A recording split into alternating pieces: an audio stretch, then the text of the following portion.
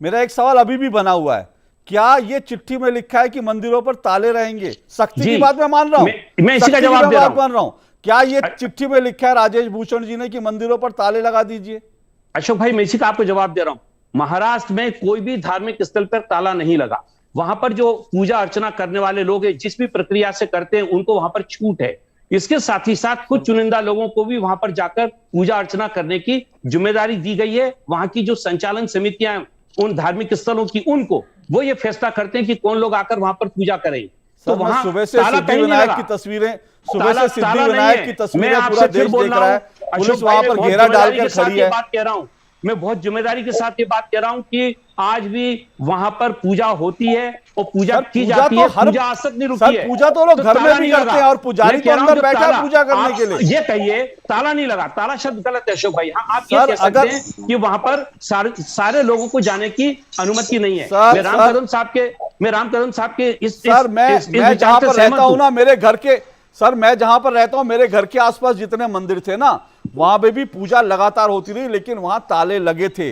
जब ये कोरोना की दूसरी लहर पूरे उफान पर थी, वहां ताले लगे थे सर मंदिरों पर, क्योंकि मंदिरों में और सभी पूजा घरों में लगे थे।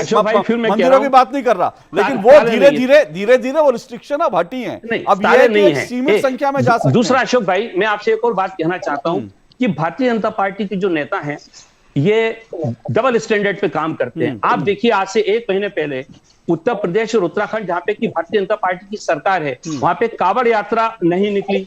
भारतीय जनता पार्टी के एक भी नेता के पेट में दर्द नहीं हुआ जो ये कहता कि साहब वहां पर कावड़ यात्रा निकलनी चाहिए। अभी विश्व हिंदू परिषद के आदरणीय तिवारी जी ने बहुत इकोनॉमी की बात की, गरीबों की बात की, पुजारियों की बात की। तो कावड़ यात्रा में भी करोड़ों लोग जुड़ते हैं, वहां पर भी इकोनॉमी रोल होती है। वहां मेरे को कभी भी तिवारी जी का कोई ऐसा बयान नहीं दिखा जिसमें उन्होंने ये कहा हो कि नहीं साहब, कावड़ यात्रा किसी भी हालत में निकाली जानी चाहिए। तो मैं ये कहना चाहता हूं कि Bharatiya Janata party double standard पे जो काम करती है, इसको रोका जाना चाहिए। अभी परेशानी क्या है अशोक जी? अशोक जी, 1 सेकंड और बस। अभी परेशानी क्या है? इनकी जन आशीर्वाद यात्रा फ्लॉप हो गई। जनता साथ ही नहीं दे रही है। अब किसी ढंग से धर्म के नाम पे लोगों को इकट्ठा करके फिर उसको जन आशीर्वाद यात्रा को परिवर्तित करने की जो कोशिश भारतीय जनता पार्टी की है, इसको पूरा देश देख रहा है। मैं आ रहा हूं, मैं राम कदम जी और आपके पास तिवारी जी, आपके पास भी आ रहा हूं, क्योंकि सीधा ब्रिजमोहन जी ने आपका नाम लेकर के आपने, लेकिन मैं एक बात जरूर कहना चाहता हूं, क्योंकि ब्रिजमोहन जी आपने कहा, मैं बार बार आपको टोकना नहीं चाहता था, आपने कहा संविधान की, तो संविधान की मूल भावना जो संविधान में कहीं नैतिकता की बात नहीं कही गई है। संविधान में कुछ चीजें कही हैं, लेकिन संविधान का और देश में चुनाव प्रक्रिया का और देश में राजनीति का एक नैतिक मूल्य भी है, और वो नैतिकता ये कहती है कि जब आप चुनाव हार जाएं तो पिछले दरवाजे से आप मुख्यमंत्री बनने की कोशिश ना करें।